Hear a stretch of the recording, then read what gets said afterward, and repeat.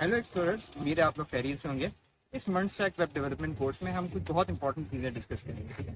तो kindly like, subscribe और bell icon को प्रेस कर दीजिए। और आज का हमारा टॉपिक है ये। स्टूडेंट्स अब क्या करते हैं कि हम लोगों ने npm और npx के बारे में तो पढ़ लिया, ठीक है। हम क्या करते हैं, अब देखते हैं कि एक रिएक्ट, हमने ये चीज़ पढ़ी, एक सिंगल पेज एप्लीकेशन बनाने में हेल्प करती है। ऐसे ही है, ऐसे ही है ना। हमने पढ़ा कि SPA क्या चीज़ है, सिंगल पेज एप्लीकेशन। और हमने ये चीज़ पढ़ी कि रिएक्ट से सिंगल पेज एप्लीकेशन बनाना, अगर हम देखें तो कंपैरेटिवली परफॉर्मेंस व्यू के मुकाबले और एंगुलर के मुकाबले रिएक्ट की परफॉर्मेंस ज़्यादा बेटर है, ठीक है।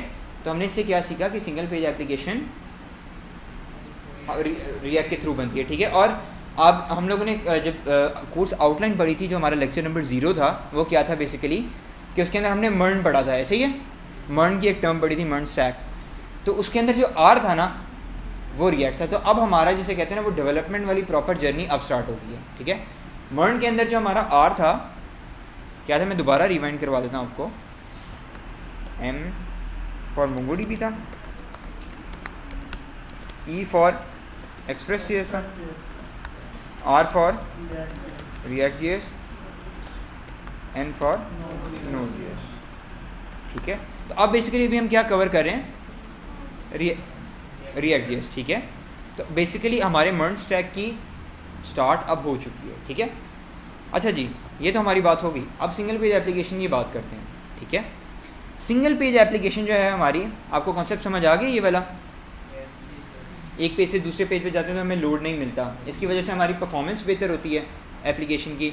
और अगर हमारे पास डेटा बहुत सारा है तो बहुत सारा डेटा मैनेज करने में प्रॉब्लम नहीं होती, रीलोड नहीं मिलता बार बार। अब सबसे इम्पॉर्टेंट जो चीज़ आती है, जो कि इंटरव्यू के हिसाब से तो बहुत ही ज़्यादा इंपॉर्टेंट है, और ओवरऑल वैसे भी अगर आप रिएक्ट करें तो एज अ रिएक्ट डेवलपर आपको ये चीज़ें पता होनी चाहिए। वो ये चीज़ है कि सिंगल पेज एप्लीकेशन जो है आपकी, ठीक है। आपसे ये अगर इंटरव्यू में एक क्वेश्चन आ गया कि single page application basically work कैसे करती है, रिएक्ट में कौन सा ऐसा फीचर है जो आपको हेल्प करता है सिंगल पेज एप्लीकेशन बनाने में, ठीक है। तो आपने क्या चीज़ कहनी है, आपने ये चीज़ कहना है वर्चुअल डॉम,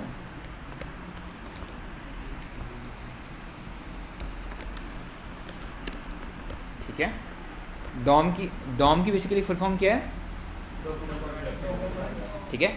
तो डॉम की आपको समझ आ गई थी, अंडरस्टैंडिंग होगी थी ना कि बेसिकली डॉम किस तरह चलता है, क्लैरिटी होगी थी ना। अब बेसिकली क्या होता है कि रिएक्ट में एक एडिशन है वर्चुअल डॉम का।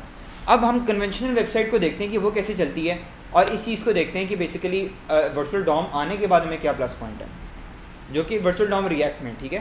तो रिएक्ट के वर्चुअल डॉम से हमें क्या बेनिफिट मिलता है, और यही रीज़न है कि इसकी परफॉर्मेंस बेहतर है। अच्छा जी, अब क्या करते हैं, ठीक है। ये फॉर एग्जांपल डॉम है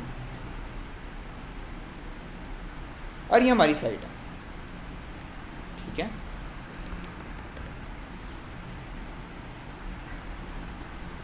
अब क्या है कि डॉम पे जो भी चीज़ हमारी एंटर होती है वो सारा कुछ हमारी वेबसाइट पे शो होना शुरू हो जाता है। ऐसे ही है, ये चीज़ हमने पढ़ी थी। अच्छा, अब बेसिकली ये होता है जावास्क्रिप्ट में। हम अब बात करने लगे रिएक्ट की। रिएक्ट में क्या चीज़ होनी है, रिएक्ट में आएगा वर्चुअल डॉम।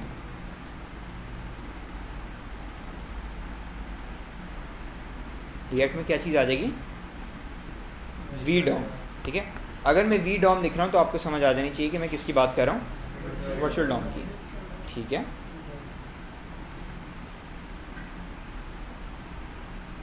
ये हो गया, और इसके बाद हम कहते हैं साइट, ठीक है। स्टूडेंट्स ये चीज़ याद रखनी है कि वर्चुअल डॉम के आने से क्या बेनिफिट हुआ है हमारे पास, कि हाँ डॉम जो है ना हमारे पास, डॉम में हमारे पास कंटेंट आता है और वही कंटेंट हमारे पास वर्चुअल डॉम पे भी आ जाता है, ठीक है। अब क्या है कि फॉर एग्जांपल वर्चुअल डॉम पे मैंने ऐड कर लिया हेडर, ठीक है, यानी नैव बार ऐड कर लिया।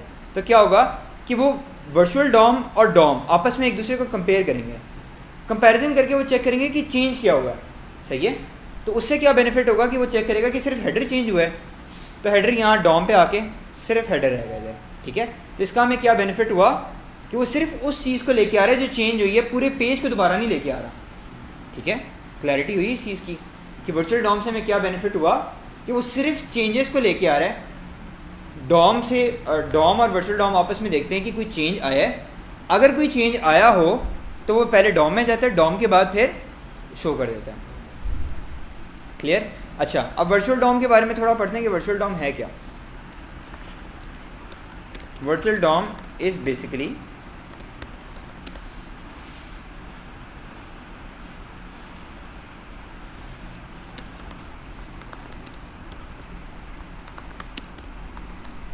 Copy of DOM.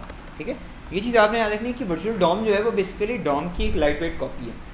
ठीक है, यानी कि उसकी कॉपी बनी हुई है और वो कॉपी सिर्फ ये चेक करती है कि बेसिकली कंपैरिजन करके कि क्या चेंजेस हुए हैं और सिर्फ उन चेंजेस को लेके आता है। अब जैसे आपको मैं अगर ESPN क्रिकइंफो की एग्जांपल ही दे दूँ तो इसके अंदर वर्चुअल डॉम के थ्रू क्या हो रहा है कि जो हमारा डाटा है सिर्फ वही चेंज हो रहा है, हमारा पूरा पेज नहीं लोड हो रहा।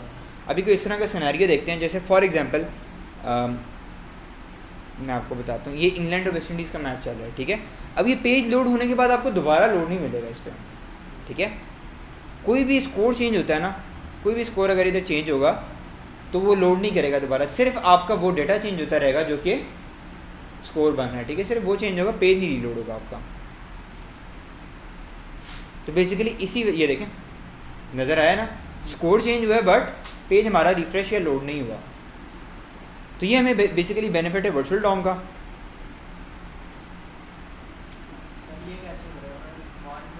नहीं, basically React behind the scene virtual DOM खुद ही मैनेज कराता है, हमने कोड लिखना होता है। रिएक्ट का हमें बेनिफिट ये है कि वर्चुअल डॉम हमें खुद ही सारा कुछ करके दे रहा है।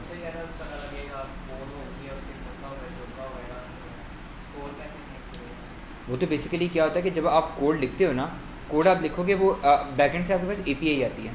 ठीक है, बैकएंड से API का भी एक बहुत थोड़ा सा डिटेल कॉन्सेप्ट है, हम नेक्स्ट क्लासेस में करेंगे उसको भी बैकएंड वाली क्लासेस में। बट API बेसिकली क्या करती है, आपको बताती है कि स्कोर चेंज हुआ है। ठीक है, यानी फॉर एग्जांपल API आप उसके अंदर डेटा जब चेंज होगा ना तो हम उसको वो कर लेते हैं, रीलोड कर लेते हैं और फिर जो है वो हमारे पास डेटा नया आ जाता है। ठीक है, तो थोड़ा सा ये ऐसी टर्म है जो आपके थोड़ा माइंड पजल करेगी, बट होपफुली जब हम बैकएंड करेंगे तो आपको ये चीज़ें इंशाल्लाह क्रिस्टल क्लियर हो जाएंगी। ठीक है,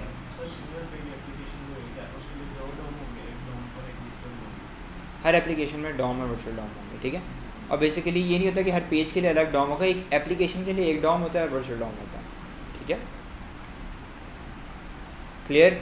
कोई कन्फ्यूजन, कोई ऐसी चीज़ जो ना समझ आई हो? वर्चुअल डॉम का कॉन्सेप्ट समझ आ गया?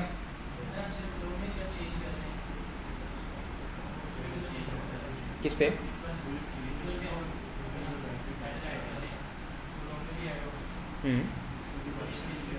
और फिर इस पर ये है ना कि पूरा पेज नहीं आगे जा रहा, सिर्फ हेडर जा रहा है आगे। तो जब वो उसको कंपेयर करेगा वो सिर्फ उन चीज़ों को आगे भेजेगा जो कि चेंज हुआ है, पूरे पेज को दोबारा नहीं भेज रहा वो।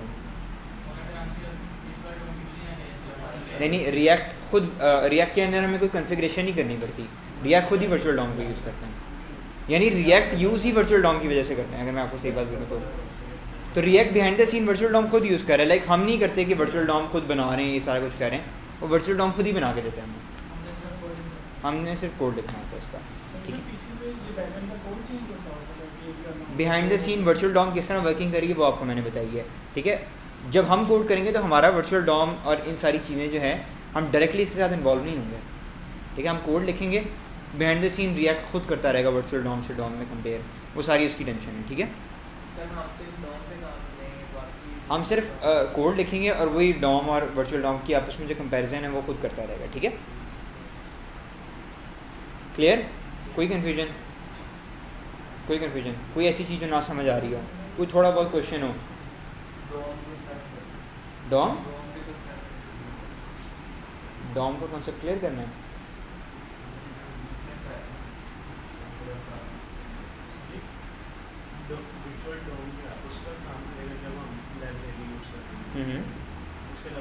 नहीं, रिएक्ट जब आप रिएक्ट की एप्लीकेशन बनाओगे ना, वर्चुअल डॉम उसके अंदर खुद ही होगा।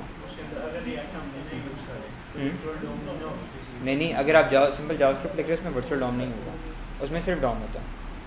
ठीक है,